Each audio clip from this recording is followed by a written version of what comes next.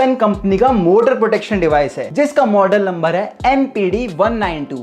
और सबसे पहले इसके कुछ फीचर्स जान लेते हैं। टिस्पेन MPD192 के ये है कुछ टेक्निकल स्पेसिफिकेशन। अगर आप इनपुट साइड पे जैसी सप्लाई को कनेक्ट करोगे 3 फेज की, तो आप यहाँ पे डायरेक्ट वोल्टेज AC में 30 to 300 volt line to neutral देख सकते हो और 50 to 500 volt line to line voltage देख सकते हो। यहाँ पे आप प्राइमरी CT रेशियो भी सेट कर सकते हो जिसकी वैल्यू 5 to 6000 एम्पियर होती है, वो भी आप सिलेक्ट कर सकते हो। यहाँ पे secondary current AC 0.5 to 5 ampere होएगा और यहाँ पे ओवरलोड आप इनपुट साइड पे अप टू 6 एम्पियर कॉन्टिन्यूस देख सकते हो। यहाँ पे जो फ्रीक्वेंसी होती है वो आप 45 to 65 हर्ट्ज हमारा मीटर मेजर कर सकता है। और अगर आपको इसके लिए पैनल कटआउट करना है तो आपको 92x92 mm का कटआउट करना है। इस मीटर में आपको टाइम की भी कुछ सेटिंग्स मिलती है, जैसे पावर ऑन डिले या फिर इनिशियल टाइम डिले। आपको ट्रिप डिले टाइम भी मिलेगा इसमें, या फिर आपको रीसेट टाइम भी मिलता है। और इन सब की वैल्यू आप 0 से लेकर 999 सेकंड्स तक आप सेट कर सकते हो।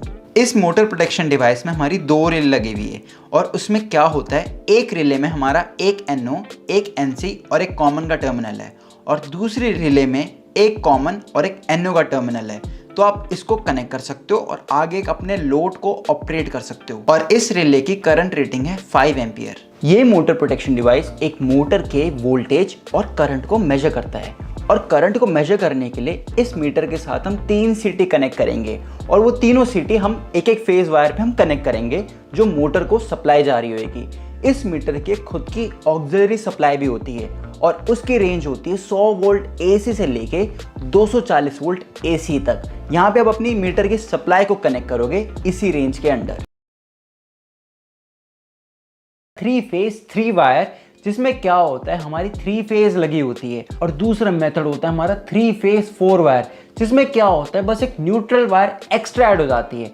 पर दोनों ही वायरिंग में आप देख सकते हो हमारे 3 CT लगे होते हैं तीनों फेजेस पे। आप उसका प्राइमरी CT रेशियो भी सेट कर सकते हो इस मीटर की सेटिंग्स में जाके। अगर आप सेट बटन और अपर की को आप साथ में दबाओगे तो आप पैरामीटर सेटिंग में चले जाते हो। वहाँ पे अगर आप पासवर्ड 19 डालोगे तो आप पैरामीटर सेटिंग में चले जाते हो और वहाँ पे आप पैरामीटर सेट कर सकते हो, जैसे power on time, initial time delay, under current की वैल्यू, और यहाँ पे अंडर करंट के आप डिले टाइम भी सेट कर सकते हो।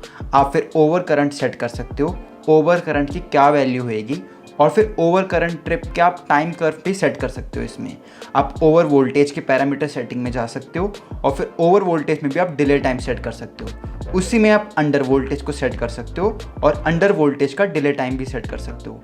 अंडर फ्रीक्वेंसी और ओवर फ्रीक्वेंसी में भी आप यही चीज़ सेट कर सकते हो, फ्रीक्वेंसी की वैल्यू। अगर आपको दूसरी स्क्रीन पे जाना है तो आपको पासवर्ड अब यहाँ पे 29 डालना पड़ेगा और यहाँ पे आप अलग अलग पैरामीटर सेट कर सकते हो, जैसे सिंगल फेज प्रिवेंशन के पैरामीटर्स होते हैं, या फिर आप शॉर्ट सर्किट के पैरामीटर भी सेट कर सकते हो। आप लॉक रोटर पॉइंट के भी पैरामीटर सेट कर सकते हो और आप अनबैलेंस के भी पैरामीटर सेट कर सकते हो।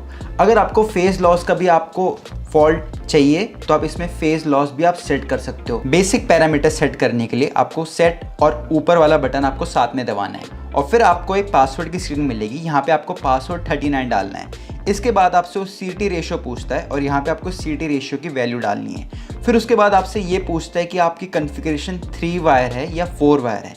ये मैं आपको समझा चुका हूँ कि वायरिंग आपके एप्लीकेशन पे डिपेंड करती है, बट आपको यहाँ पे सेट करना होगा। और अगर आप अपर की और डाउन की को साथ में दबाओगे तो आप फिर वहाँ पे रीसेट मोड पे आप सेट कर सकते हो। मैनुअल मोड हो सकता है या ऑटो मोड हो सकता है। आप यहाँ पे इनिशियल ट्रिगर भी सेट कर सकते हो कि हमारी जो रिले है वो करंट पे ट्रिगर हुए या फिर वोल्टेज पे ट्रिगर हुए। फिर यहाँ पे आप वही पैरामीटर सेट कर सकते हो, रिले 1 फॉल्ट ऑन ऑफ पे रखना है या फिर रिले 2 फॉल्ट ऑन ऑफ पे रखना है। यहाँ पे आप पावर फॉल्ट मेमोरी भी आप सेट कर सकते हो।